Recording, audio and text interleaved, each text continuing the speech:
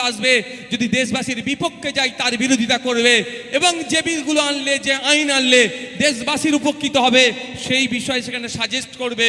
এই ধরনের মানুষকে আমরা নির্বাচিত করে 2024-এ পার্লামেন্টে পাঠাবো। রাজি আছেন তো নাকি ভাই? মায়েরা রাজি আছেন তো নাকি? এই লোককে নির্বাচিত করে পাঠাতে হবে, নাহলে কে ফর্সা, কে কালো, কে নায়িকা, কে ভিলেন ও দেখার আমাদের আর সময় নাই। আপনার হয়ে কে কথা বলবে? আপনার বসিরহাটবাসীর হয়ে কে কথা বলবে? জনগণের হয়ে কে কথা বলবে? আপনি একজন শ্রমিক, আপনার হয়ে কে কথা বলবে? আপনি একজন সরকারি কর্মচারী, আপনি ডিএ পাচ্ছেন কি পাচ্ছেন না তার হয়ে কে কথা বলবে? এক কথায় জনগণের হয়ে যে কথা বলবে, জনগণ তাকেই ভোট দেবে। আপনারা নিশ্চয়ই বুঝতে পেরেছেন। একটাকে পাঠিয়েছেন সংযুক্ত মোর্চার পক্ষ থেকে তথা আইএসএফ এর পক্ষ থেকে বিধানসভার মধ্যে। কার হয়ে কথা বলছি? জনগণের হয়ে কথা বলছি। যদি আমরা একাধিক পাঠাতে পারি একাধিক জায়গাতে, তারাও গিয়ে জনগণের হয়েই কথা বলবে। নিজের ব্যক্তিগত স্বার্থ চরিতার্থের জন্য রাজনীতির ময়দানে আমরা আসিনি, বা আমরা যাদেরকে জনপ্রতিনিধি নির্বাচিত ক্যান্ডিডেট করব আশা করছি তারাও ওই সমস্ত চিন্তা ভাবনা নিয়ে আসবে না।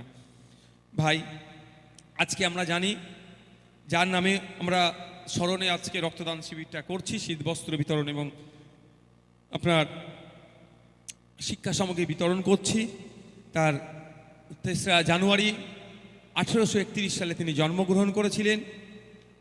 10ই মার্চ 1897 সালে তিনি মৃত্যুবরণ করেন। এই স্বল্প সময়ের মধ্যে তিনি জীবনের অনেক বাধা বিপত্তিকে উপেক্ষা করে, ঘাত প্রতিঘাতকে উপেক্ষা করে, সমাজে যখন অস্পৃশ্যতা ছিল, যখন লিঙ্গের নিয়ে বৈষম্যতা ছিল, সামাজিকভাবে, ধর্মীয়ভাবে, জাতিগতভাবে যখন বৈষম্য ছড়িয়ে পড়ছিল, সেই সময় তিনি এই একটা সমাজ সংস্কারের ভূমিকা হয়ে এবং মহিলা শিক্ষার অগ্রণী ভূমিকা পালন করার জন্য তিনি তার সর্বোচ্চ দিয়ে প্রচেষ্টা করেছিলেন। 1848 খ্রিস্টাব্দে সর্বপ্রথম মহিলাদের জন্য শিক্ষা প্রতিষ্ঠান তার হাত ধরেই হয়েছিল। যে জায়গাটা দিয়েছিলেন, যাদের বাড়ির দালানে হয়েছিল, সেই ফতেমা শেখের সহযোগিতা নিয়ে সাবিত্রীবাই ফুলে, তার স্বামী এবং আরও কয়েকজন মিলে, ফতেমা শেখের ভাইয়েরা মিলে শিক্ষা প্রতিষ্ঠান শুরু করেছিল। এই শিক্ষা প্রতিষ্ঠান চালু করার পরে তাদের উপরে নানান দমনপীড়ন নীতি এসেছিল। যারা মনুবাদী, যারা ব্রাহ্মণ্যবাদী, তারা অনেক চেষ্টা করেছিলেন একে দমন করার, কিন্তু সেখানে দলিত, আদিবাসী, পিছিয়ে বর্গের মানুষেরা ঐক্যবদ্ধ হয়ে এই শিক্ষা প্রতিষ্ঠানকে এগিয়ে নিয়ে গিয়েছিল। আজকে সেই মহান মনীষীর আজকে জন্মদিন, তাকে স্মরণ করে আমরা এখান থেকে শীতবস্ত্র বিতরণ রক্তদান শিবিরের অনুষ্ঠান করছি। আমি আপনাদেরকে প্রত্যেককে বলবো, আজকে দিনে দাঁড়িয়ে, গুরুত্বপূর্ণ দিনে দাঁড়িয়ে আপনাদের কাছে আমি একটা অনুরোধ করব, সেটা হচ্ছে কি শিক্ষার অনুরোধ করব। আজকে যদি 1848 খ্রিস্টাব্দে তারা বুঝতে পেরেছিলেন সেই সময়ে দাঁড়িয়ে যে মহিলা শিক্ষার কতটা গুরুত্ব আছে, মহিলাদেরকে স্বাবলম্বী করতে গেলে, মহিলাদেরকে ক্ষমতায়ন করতে গেলে, মহিলার জাগরণ করতে গেলে, মহিলাদেরকে সমান অধিকার যদি আপনি দিতে চান, সেই সময় তিনারা বুঝতে পেরেছিল মহিলাদেরকেও শিক্ষিত হতে হবে। আজকের দিনে দাঁড়িয়ে বলি, যদি আপনি আপনার অধিকার পেতে চান, মহিলা পুরুষ নির্বিশেষে আপনার অধিকার সংবিধান যেটা দিয়েছে আপনি যদি পেতে চান, আপনি দলিত, আপনি আদিবাসী, আপনি মুসলিম, আপনি পিছিয়ে বর্গের, বড় কথা নয়, আপনার যে অধিকার আছে যদি পেতে চান, আজকের দিনও আমি যেটা উপলব্ধি করতে পেরেছি, অধিকার সম্পর্কে আপনাকে আমাকে জানতে হবে।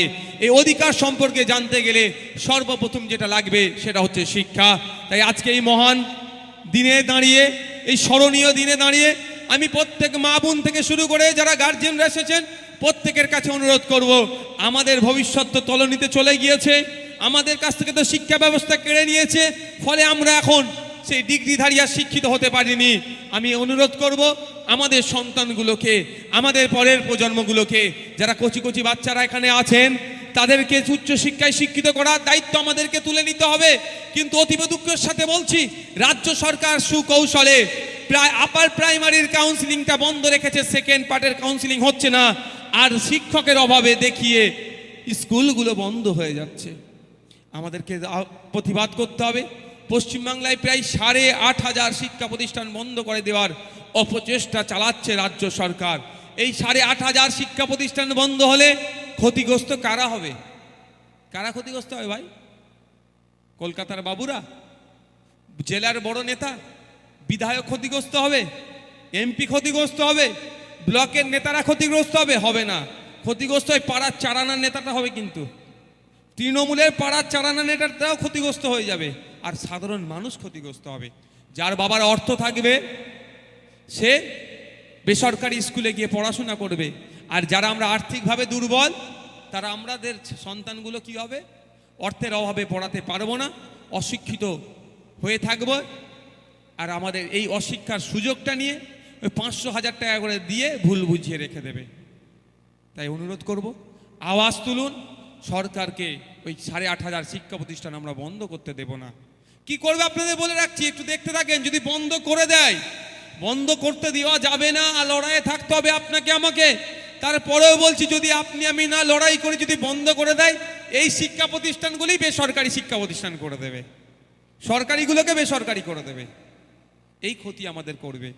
অনুরোধ করব, আজকের দিনে দাঁড়িয়ে আপনারা একবেলা যদি না খেতে পান, উপোস থাকবেন, রোজাই থাকবেন, আপনাদের সন্তানগুলোকে উচ্চশিক্ষায় শিক্ষিত করুন। না হলে যেদিন আসতে চলেছে, যেদিন আমরা যে সমস্যার সম্মুখীন হচ্ছি, এর থেকেও ভয়ঙ্কর পরিবেশ আসতে চলেছে। তাই আমি আপনাদের অনুরোধ করব, আর সাথে বলবো, কারো সন্তান না অর্থের অভাবে পড়াশোনা বন্ধ হয়ে যায়। যদি কারো সন্তানের অর্থের অভাবে পড়াশোনা মনে হয় বন্ধ হয়ে যাবে, আমাদের যারা নেতৃত্বরা আছে এদের সাথে যোগাযোগ করবেন। আমরা দায়িত্ব নিয়ে আপনাদের সন্তানগুলোকে উচ্চশিক্ষায় শিক্ষিত করব। শুধু তাই নয়, আপনাদের বলে রাখি, মাইকের আওয়াজ যাচ্ছে, আজকের এই প্রোগ্রামকে যারা ডিস্টার্ব করতে চেয়েছিল তাদের মধ্যে দেখবেন অনেকে আর্থিকভাবে স্বাবলম্বী নয়, অনেকে আর্থিকভাবে দুর্বল। খোঁজ নিয়ে যদি দেখবেন, যদি তাদেরও কারো সন্তানের অর্থের অভাবে পড়াশোনা হয়ে যায়, বন্ধ হয়, আমি তাদের উদ্দেশ্য বলছি, সে তৃণমূল বলে আমার কাছে বড় কথা নয়, তাদের সন্তানগুলোকেও পড়াশোনার দায়িত্ব তুলে নেব। গোপনে আমাদের সাথে যোগাযোগ করতে বলুন, তাদের পরিচয় গোপন রেখে তাদের সন্তানগুলোকে উচ্চশিক্ষায় শিক্ষিত করব।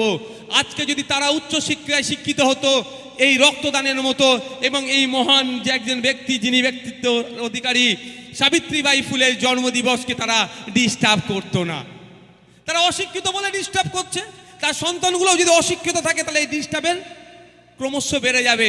তাদের সন্তানগুলোকে শিক্ষিত করতে পারলেই সুষ্ঠু সমাজ আমরা ফিরে পাবো। তাই তারাও যদি কোনো রকম হয়, আমাদের সাথে যোগাযোগ করুন, তাদের সন্তানগুলোকে আমরা তাদের পরিচয় গোপন রেখে উচ্চশিক্ষার দায়িত্ব তুলে নেব। সকলে ভালো থাকবেন, সুস্থ থাকবেন। এই আজকের বক্তব্য এখানেই সমাপ্ত হলো। আমি স্পেশালি আমিন মির্জা ভাইকে ধন্যবাদ জানাবো, আমাদেরকে এই জায়গার অনুষ্ঠান করার জন্য জায়গাটা দিয়ে সহযোগিতা করেছেন।